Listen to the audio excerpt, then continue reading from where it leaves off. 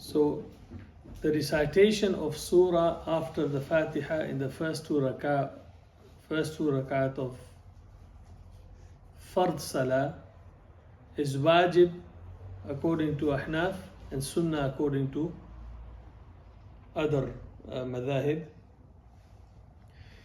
Wajib means if someone didn't read it intentionally, Salah is void. If he forgot, he can do sajda sahu. And the other madhahib, they don't require sajda sahu for it either. Okay, if Imam read, let's say, just Fatiha and he forgot the surah, he has no penalties for that. Later on, at some point, inshallah, especially with Ahnaf, if someone did forget, should he make it up in the following rakats, like third and fourth rakat? We'll discuss that. But here, all madhahib, they agree that it should be read. Some don't consider it as important as the other. It does not invalidate your salah. But this is an action of Rasulullah sallallahu alaihi wasallam proven with tawatur.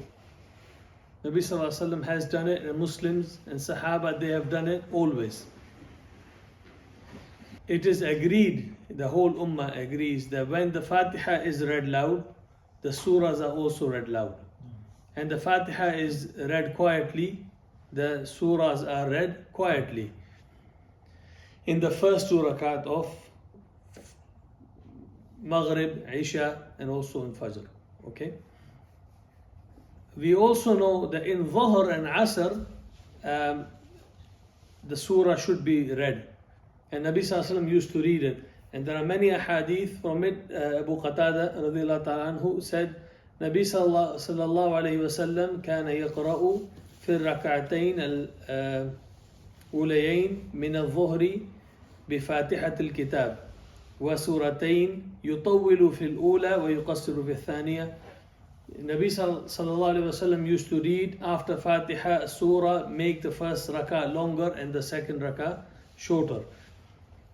Also in another hadith, the same Sahabi said, وَيُسْمِعُنَا الْآيَةَ أَحْيَانًا. He would make us hear the ayah sometimes. And also he said that in the third and fourth rakat he will only read Al-Fatiha. So Nabi Sallallahu Alaihi Wasallam would read quietly, but he would sometimes just raise his voice a little bit. The Sahaba knew what he was reading to teach them. It is understood that Imam does not need to raise his voice in Dhuhr and Asr just to read an ayah or two so people know he is reading a surah. Nabi Sallallahu Alaihi Wasallam was doing that to teach people. And now we know that every Fard Salah, the first two rakat, the surah is joined with the Al-Fatiha. And also there are many ahadith, like so many of them, that what Nabi Sallallahu Alaihi Wasallam used to read in Fajr, which surah, what he will read in Witr, what he will read in Maghrib, what he will read in Isha, what he would read in Jum'ah. A lot of ahadith. So because it's a subject which doesn't need, there is no ikhtilaf in it, so that much mention is enough. Just to add one more thing, that Nabi Sallallahu Alaihi Wasallam also ordered it to be read. When people complain about Mu'adh radiallahu ta'ala anhu making salah very long, he said to Mu'adh, اقرأ بالشمس وضحاها and وسبح اسم ربك الأعلى or والليل إذا يغشى, which is a muttafaqun alayh hadith. He could have said to him, you don't have to read it, but he said read. And there are other ahadith which says in Fajr that many ayats were read, and in Maghrib he would read so and so, in Isha he would read so and so, and so on. Now when reading surah, fuqaha recommend that a person keeps tartib. He keeps tartib. He started from beginning of surah. Okay, what he shouldn't do, and he start from one part of the surah and then go back. His salah would be fine, but what he shouldn't do is to read a part of the story which comes later with the part of the story, later part first, and then reading the Surah Yusuf, the last half first and the first half second.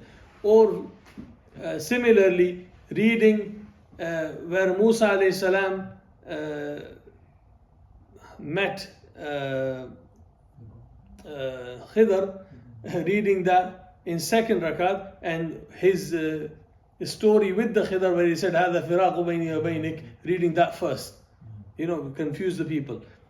But if it's not confusing and if it's not mixing up the story, if the Imam reads first page of Surah Kahf in the first rakat and the last page of Surah Kahf in the last rakat, that's okay.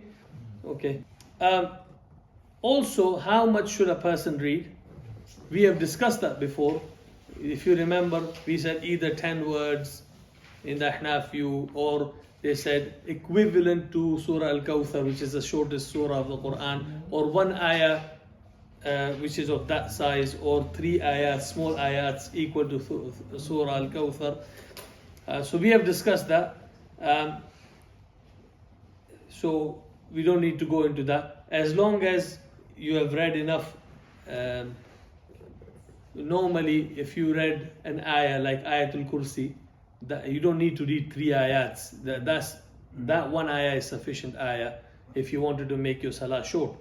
But if you read عَمَّا يَتَسَاءَلُونَ, now salah is okay. Some would say even without it, but the sunnah would be to read, or the recommendation of the fuqaha would be to read at least 3 ayats.